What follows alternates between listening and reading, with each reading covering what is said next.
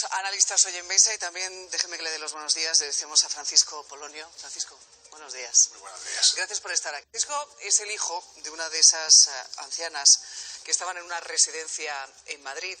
El caso, la verdad es que ha sorprendido a muchos. A ver un fragmento de ese presunto maltrato sufrido por los ancianos de la residencia Los Nogales en Madrid.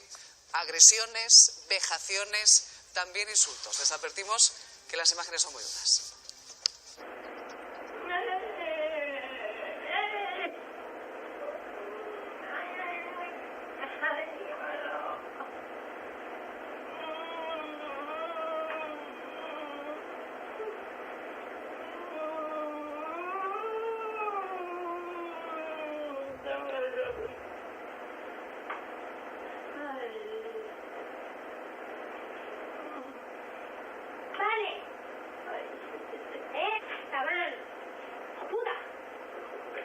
Yo no sé, tú eres hijo de una de esas mujeres, de esas ancianas. Yo no puedo eliminarlo. ¿Cómo es ese momento en el que tú te enfrentas a esa grabación?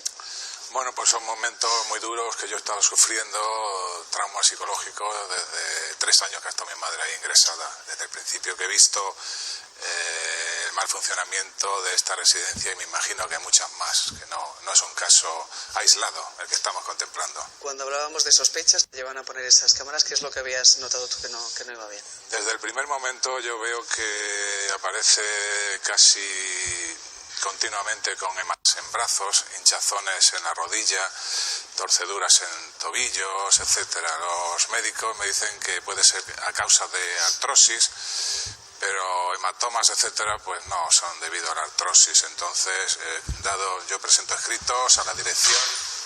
Abogadas, tanto a Emilia como a Verónica, ¿cómo interpretar esto? No existe, ¿no?, un delito concretamente para el maltrato a mayores en este caso. No existe, pero lo que está muy claro es que hay un trato degradante sobre la integridad moral. Y eso es algo que al final es una forma de lesión, no tienen por qué ser lesiones físicas, sino psicológicas, que muchas veces son peores.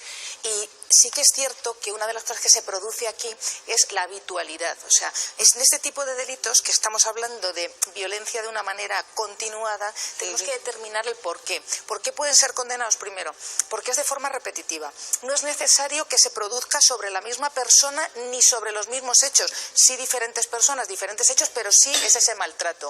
Que eso también influiría en cuanto a la habitualidad, ¿no? Y otra de las cosas también importante es que no tiene por qué existir denuncias previas que les hayan condenado, con lo cual el que este delito se encaje ahí dentro y las lesiones, no olvidemos que es compatible con el delito de lesiones si se las hubieran producido también, dependiendo de la gravedad de las mismas. También continúa el juicio contra José Enrique Abuin, el Chicle, por ese presunto intento de un secuestro y agresión sexual de una joven en Boiro, en A Coruña. Sucedía en diciembre del 2017. Ayer lo escuchamos a él, aquí en directo, a ella también, a la víctima, y a los testigos que impidieron el secuestro. Cogerla, meterla en el maletero y llevársela al sitio más recóndito que te puedas imaginar. ¿Por qué? Porque en esa trayectoria que ella hace, como él conoce la zona perfectamente, busca el lugar más oscuro, más solitario y más siniestro para cogerla. Es decir, esto es de una persona absolutamente cobarde, porque tu víctima es absolutamente vulnerable y débil y todavía encima buscas el lugar más propicio para hacer lo que vas a hacer, ¿no? Y que vaya distraída, que vaya pendiente de Claro. otra cosa para que el factor sorpresa eso le favorezca. O sea, y de hecho si analizamos lo que se le está imputando, casi sigue esa relación los delitos. Estamos hablando primero de una detención ilegal, estamos de un intento de agresión sexual que en este caso no llegaría, estamos hablando de un robo con violencia e intimidación en grado de tentativa porque no llega a robarle el teléfono. Y lo siguiente que nos encontramos son amenazas o lesiones, que son las psicológicas, que tal en el caso de Diana quiero imaginar cómo determinados, pero incluso la consecución de los delitos van en la misma línea. Creo que para muchos no es creíble.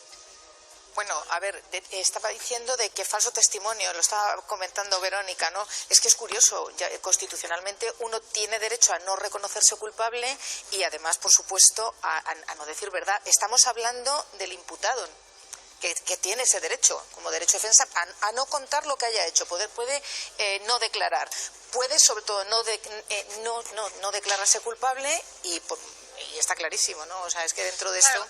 Última hora de la tarde conocíamos y volvíamos a recordar el caso de María José y Ángel, el caso en el que Ángel había ayudado a morir a su mujer.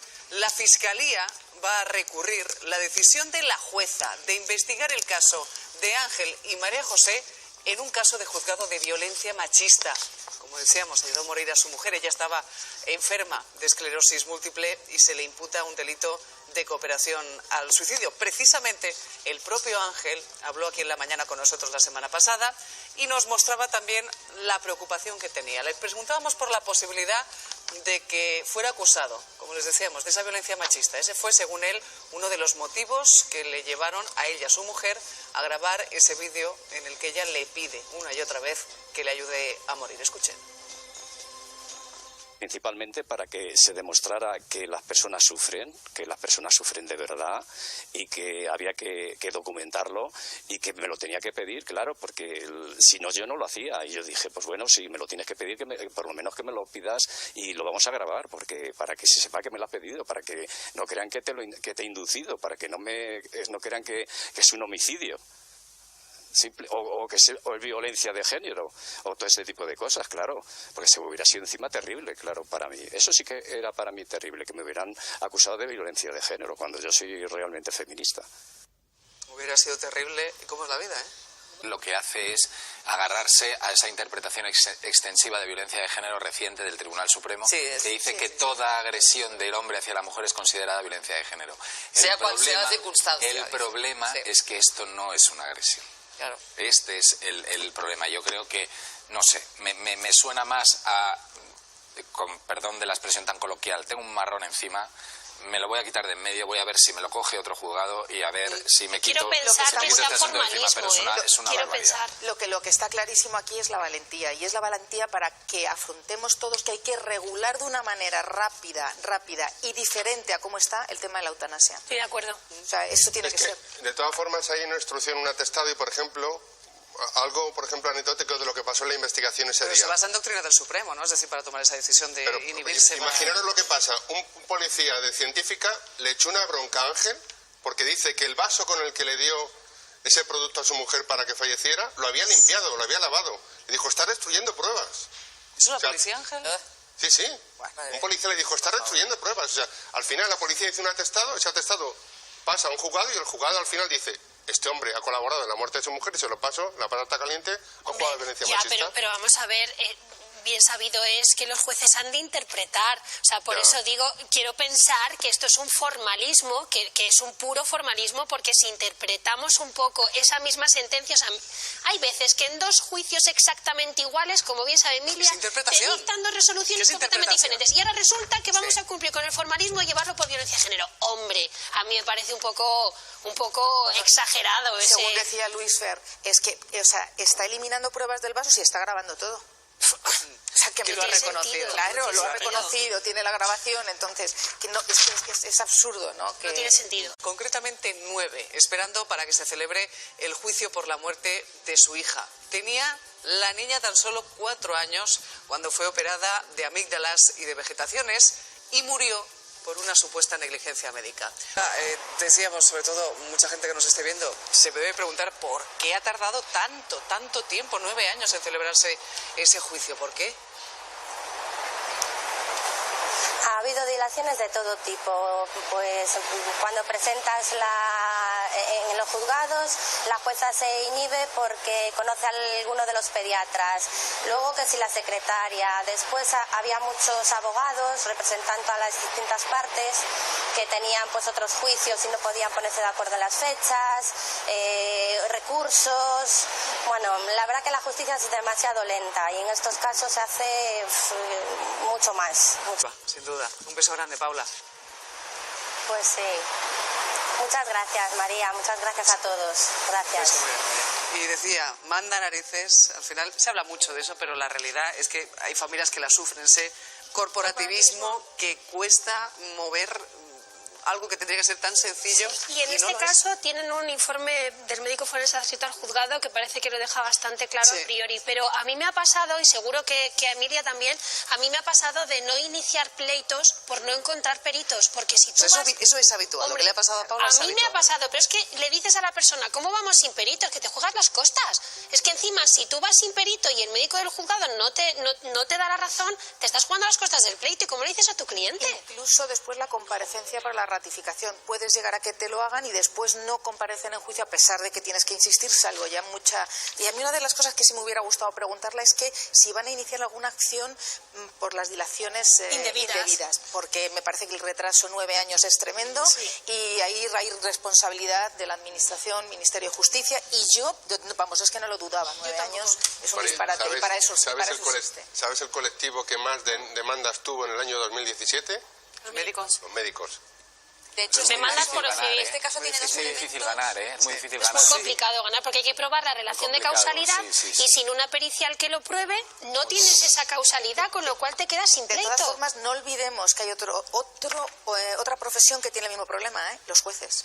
O sea, estamos hablando que tanto en el cuerpo a nivel de médicos como a nivel de la judicatura nos encontramos con los mismos problemas cuando se producen algún tipo de procedimiento que hay que iniciar. La de amigos que estáis haciendo hoy aquí en la mesa de la mañana. Los médicos tienen un prestigio absoluto. Lo seguiremos haciendo. Atención a este dato también en las aulas, porque 1 de cada 3 profesores de primaria o de infantil ha denunciado violencia por parte, pues bien de sus alumnos o por parte de las familias. Según el último informe del sindicato CESIF, el Servicio de Ayuda a los Docentes, pues dice que reciben de media un par de llamadas al día y dice que la mayoría de casos por violencia. No sé si os sorprende que hemos hablado mucho de la violencia, pues por ejemplo a los médicos que hablábamos antes, pero los profesores también. Bueno, esto para mí es un problema educacional de base. Yo, desde luego, cuando yo estudiaba en el colegio a mí no se me hubiera ocurrido jamás, pero jamás. O sea, claramente yo pienso que el germen de todo esto radica primero en casa.